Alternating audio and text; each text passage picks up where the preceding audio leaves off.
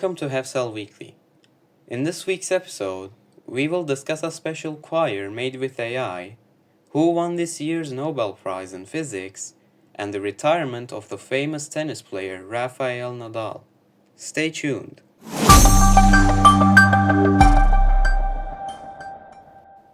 Concerns about how AI will affect our lives have been growing, but two artists, Holly Herndon and Matt Dryhurst, think that it is an opportunity for potential collaborative art making in the age of artificial intelligence. AI choir, The Call, explores the possibilities of co-creation with machines by drawing on the age-old practices and rituals of community music groups, particularly choral singing.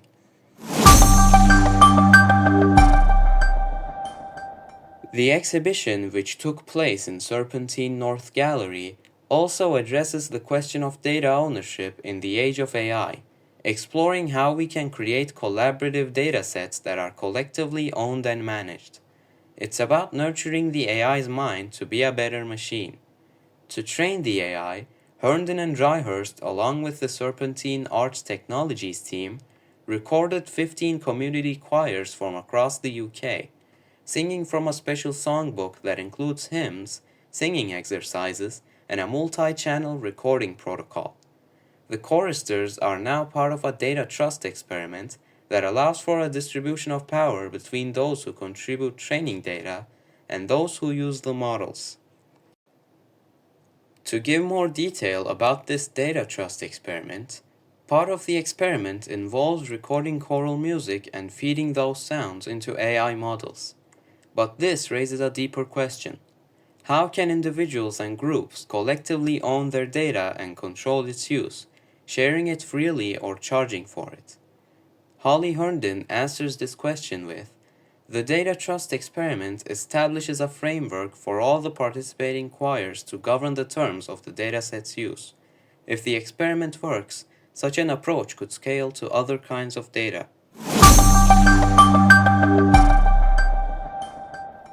Another project the couple carried out in 2021, Holly Plus, is a program that allows other people to use Holly Herndon's voice. Herndon calls this project her digital twin and a sound deepfake. Holly thought about what would happen if we were more flexible with who we are and allowed people to perform through us, and if there were these mutations between identities and what new avenues that could open up. So she made it available to everyone. In this project, she solved the copyright issues where she gets 50% of the profits from any media created with her voice. The Call project is not an ordinary project.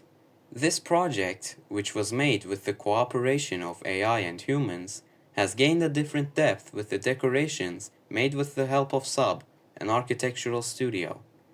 Instead of being afraid of AI and what it can do, producing something with it, as Herndon and Dryhurst did, can make great contributions to art.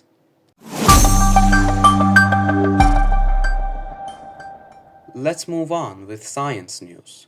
The Nobel Prize 2024 in Physics was announced on October 8th. One of the two winners is Geoffrey Hinton. Hinton, also known as the godfather of AI, won the Nobel Prize in Physics for discoveries that helped drive the development of artificial neural networks. This invention, called the Hopfield network, found by Dr. Hopfield in the 80s and used in Boltzmann machines, helped Hinton in his work and earned these two scientists the Nobel Prize. In response to the question of who Hinton is, he is not originally a physicist. He worked for Google and made significant contributions to artificial intelligence. However, he later regretted his work and resigned from Google in 2023. His statement about being afraid of what AI could do was a hot topic at that time. Like him, his work is also not really related to physics. The reason he was awarded in physics was because the Hopfield networks and a further development of them, called Boltzmann machines, were based on physics. Hopfield nets used an energy function, and the Boltzmann machine used ideas from statistical physics. The development of neural networks depends on ideas from physics.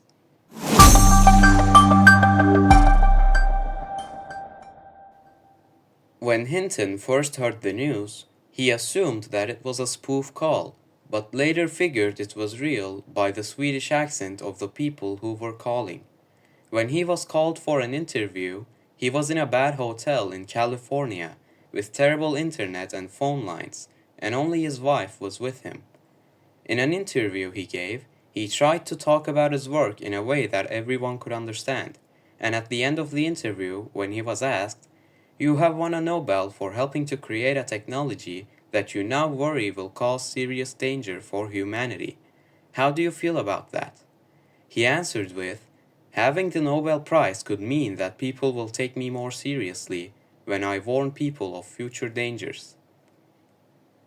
To get more information about Nobel Prize 2024, you can go and watch our YouTube video.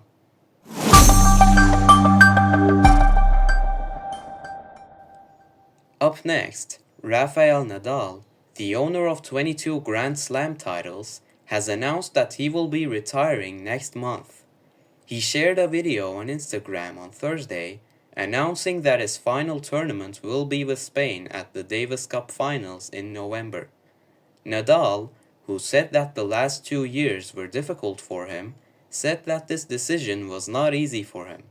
But everything has a beginning and an end, so he thinks it's the appropriate time to put an end to a career that has been longer and much more successful than he could have ever imagined. Known as the King of Clay for his extraordinary dominance on the surface, he has won 14 Grand Slams at the French Open and has lost only 4 of his 116 matches in Paris. He has also won the US Open 4 times, the Australian Open and Wimbledon twice, and his victory over Roger Federer in the 2008 Wimbledon final is considered the greatest tennis match of all time. He continued the video, saying that he was happy that his last tournament would be the Davis Cup and that he would be representing his country. He feels like he has come full circle since the Davis Cup final in Seville in 2004, which was one of his first great joys as a professional tennis player. The athlete, who missed most of 2023 with a hip injury and the Australian Cup with a thigh injury, had originally hinted that he could continue playing next year if his body allowed him to be competitive. He has played in only 6 tournaments since the injuries, most recently at the Paris Olympics, where he lost to Djokovic in the second round of the men's singles. He ended the video with, "I leave with the absolute peace of mind of having given my best, of having made an effort in every way." Other tennis players praised his career with supportive messages, commenting and posting him.